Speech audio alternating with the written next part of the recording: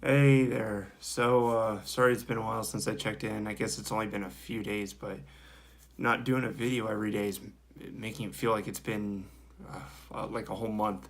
But tonight is day 39, 39 days still without alcohol. Uh, since that day 28 really hasn't been so bad. That night that, I almost broke, it really hasn't been so bad. I mean, I still have some cravings and thoughts about it, but I've just been able to almost shut them down without even thinking about it. It just kind of pops into my head, quickly goes away. Pretty much every time since then, I can't even think of any times where I would describe me as struggling, with cravings or anything.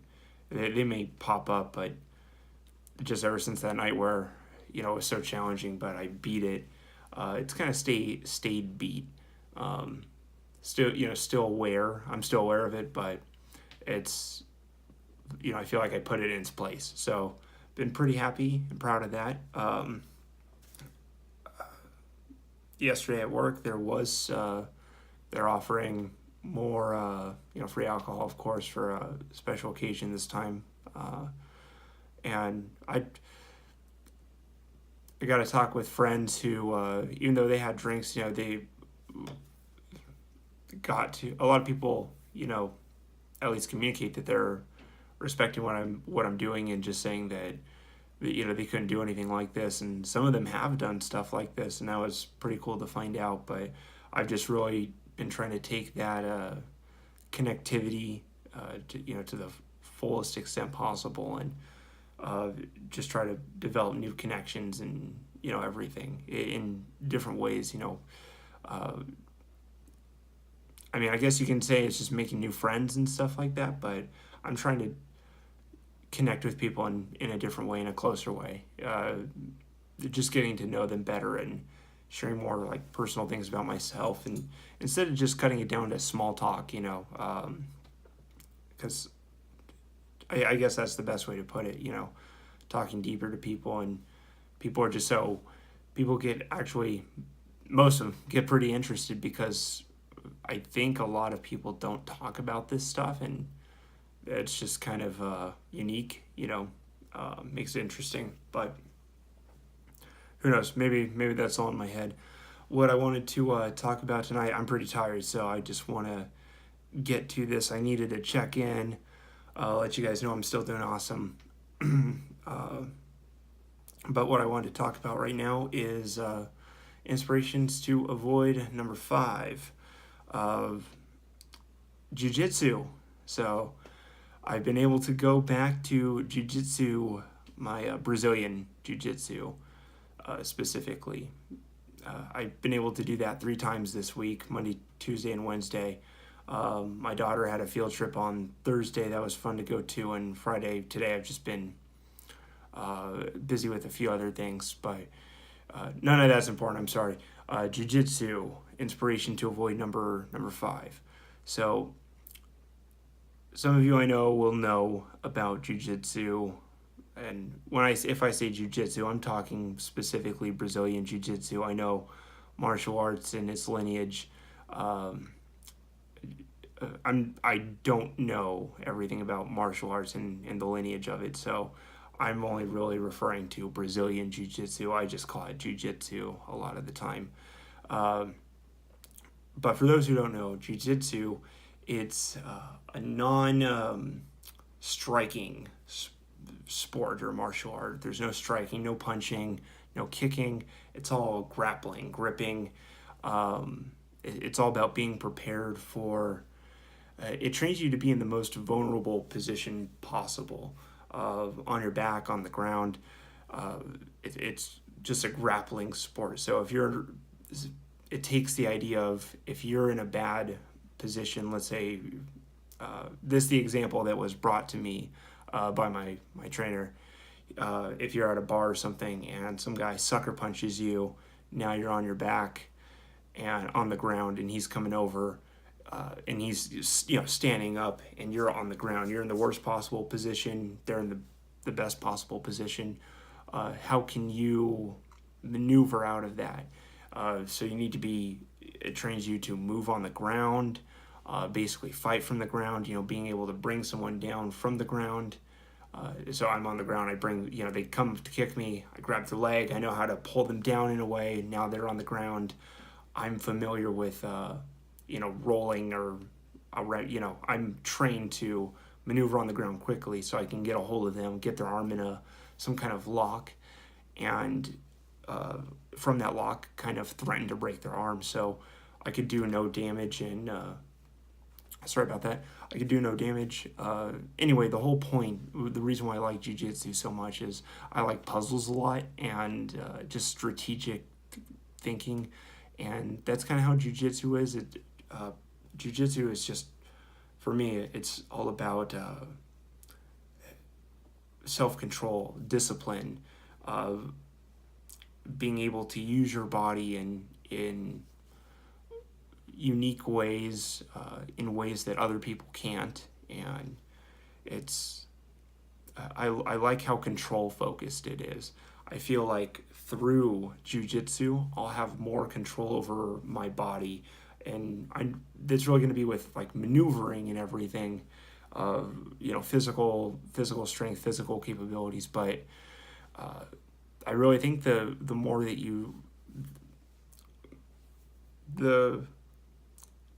the more you train your body, the stronger that your mind gets. I see the mind is part of the brain part of the body. So I see it all very connected in that sense. And it's all part of our body, or stemming from our body.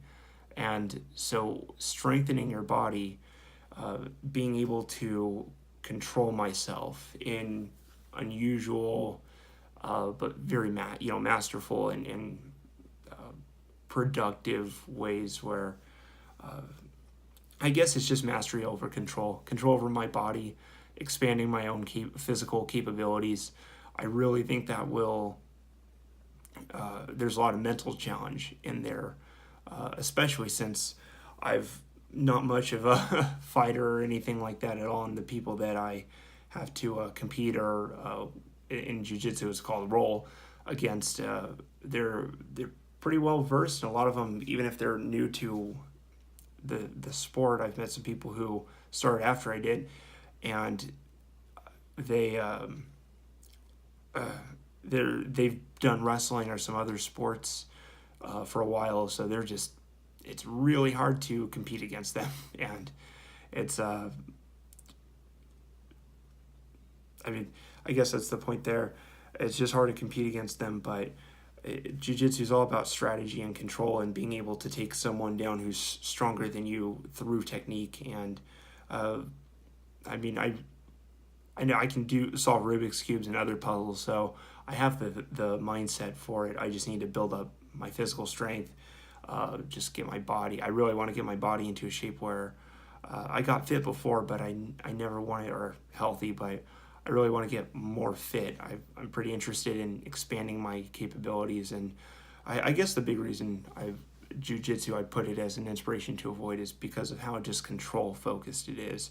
It requires you to use your mind as much as it does your body. Your body has to be able to do what you want it to do with your mind, but you have to, see what your opponent's doing, and think steps ahead of them, try to set things up, and it's just all about a matter of control.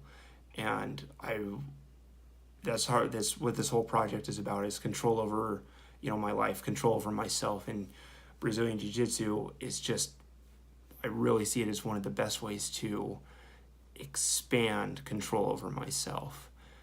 If I can move and, do the hard things that Brazilian Jiu-Jitsu requires, staying away from alcohol it'll be easy cake. If I can get my mind and body to, prepared to endure those kind of levels of, pain and just physical strain and stress, then, it'll just bury alcohol. I'll be able to just so easily control those kind of cravings, or at least help. So it's all about self mastery, self control. Uh, Perhaps jujitsu isn't. I don't see it as like the end all, but at least for me, uh, and how I am, I really think that is the martial art for me. And the places I go to for training, it's such a it, it's such a small, like, family base. It's a low key gym where everyone there is just focused on helping each other. So even though everyone there's just better than me, uh, they they compete. Uh, how, I just trying to think of how to word it. They compete kind of according to me. So uh, I often have to roll with or compete against people who are just 2 or 3 belt levels higher, which is the equivalent of anywhere from 2 to 10 years more than me. And it's since jujitsu is so technique based, that they know everything that I'm trying to do inside and out. They've been drilling it for a minimum of a year, and they have developed more physical strength to back that up too. But they know what level I'm at. They've been there, and so they're trying to help me. And I guess mid roll, they'll not always, but offer me advice or do things. And uh, it's just been really challenging. This week, Monday was my first day back, and in over a month, and oh my gosh, was it hard. I got so tired so fast. It's so demanding, and I got beat up so fast. I really couldn't even kind of complete the training for that day. But I did it, and I went back the next day. They said they hoped to see me back the next day. I went back the next day, and that day was still hard, but was even better. And actually Tuesday, my trainer gave me my first stripe on my white belt. And there's I think it works in a ladder where it's like 30 classes is 1 stripe, 60 classes is 2 stripes, and after 5 stripes, then you're on to your next belt. But it's not. That's more of a general path than an actual qualifier that you have to meet. Because I'm very sure I haven't been to 30 classes, but my trainer has seen. I see a lot of improvement in myself, just in my life and in the sport of jiu-jitsu. My trainer recognized as well. I've communicated to him the whole scenario about being able to drink. He knew I kind of had a drinking problem before this, and was telling me I need to stop. And I told him, yeah. And I talked with the other people there. Some of them, particularly one, has had a struggle too with alcohol and doesn't drink anymore. So it's all about I get a great bond, great connection there, just so much support. So even not just the sport or the act of jiu-jitsu, but the community that I get with it is phenomenal. It just really has been able to help me move forward. And anyway, on Tuesday, I earned my first stripe, and I didn't expect that at all. So it just kind of came out of nowhere. And it just kind of made my day. I was so proud of that. And since then, I've been even more motivated. I wanted to go back Thursday and today, but I couldn't really make it work.